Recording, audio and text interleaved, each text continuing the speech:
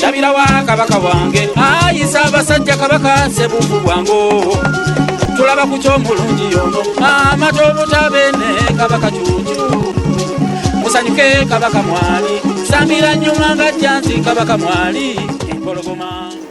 Mulina obusobozi okukyusa n'okukulaakulanya eggwanga bwe muba nga mwewaddeyo era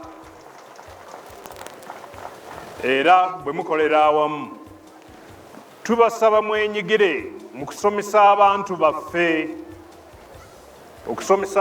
baffe eddoboozi lyammwe twagala liwulirwe mu buli mbeera etusoomooza.